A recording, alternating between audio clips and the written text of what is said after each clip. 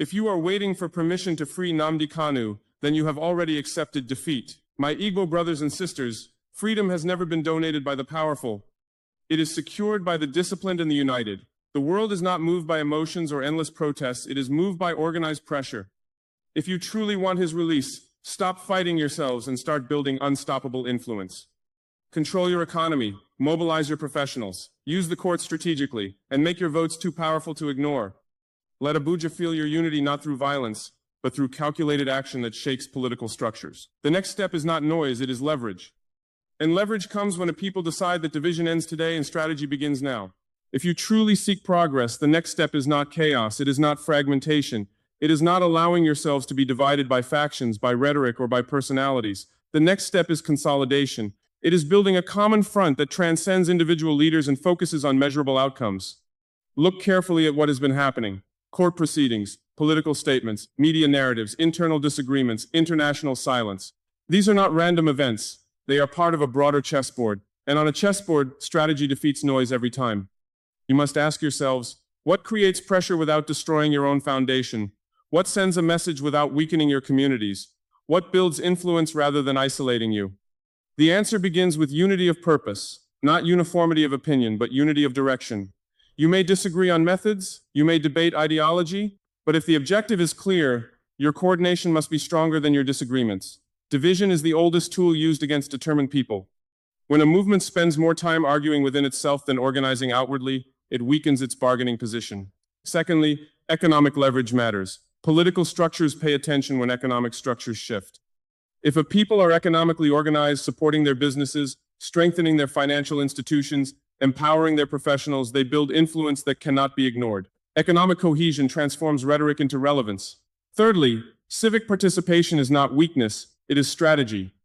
Registering to vote, influencing policy, building alliances across regions, engaging legal experts, supporting transparent advocacy, these are not compromises.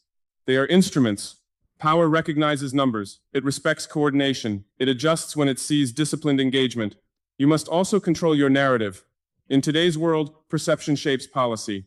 If your story is told only by your critics, you surrender ground before negotiations even begin.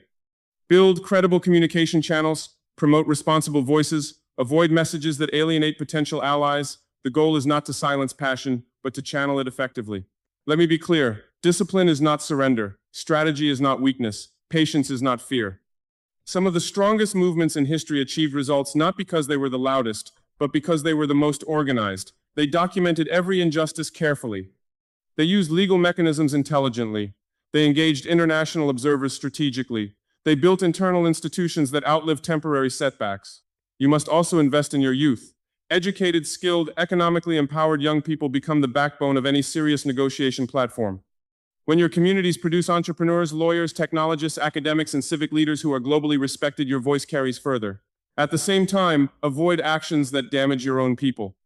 When strategies harm local businesses, strain families, or create fear within your communities, you weaken the very foundation you seek to strengthen. A movement that protects its people gains moral authority.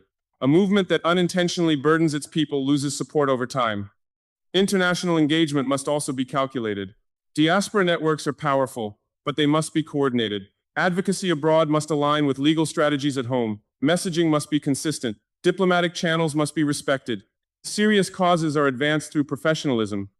Another important factor is transparency. When funds are raised, they must be accounted for. When strategies are announced, they must be explained. When decisions are made, they must reflect collective interest rather than personal influence. Trust within a movement determines its longevity. You must also study timing. Every political climate has moments of opportunity: elections, policy reforms, leadership transitions, judicial reviews. Strategic actors prepare for these windows. They do not act randomly. They prepare quietly and move decisively when timing aligns.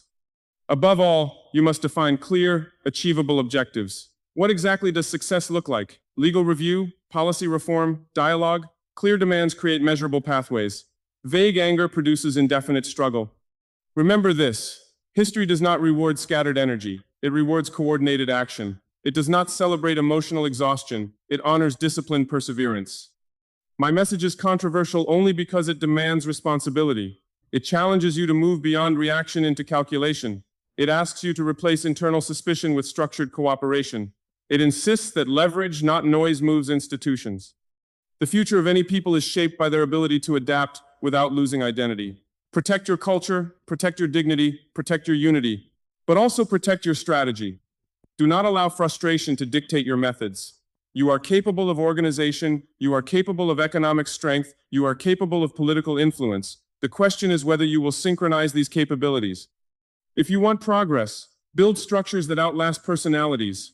If you want results, cultivate discipline that outlasts headlines. If you want change, coordinate efforts that outlast moments of outrage. Africa is watching, not to judge you, but to learn from how you respond. Will you react impulsively, or will you reposition intelligently? Will you fragment under pressure, or will you consolidate under purpose? Freedom movements are not sustained by passion alone. They are sustained by planning, accountability, resilience, and unity. So I say again, if you are waiting for permission, you have already accepted defeat.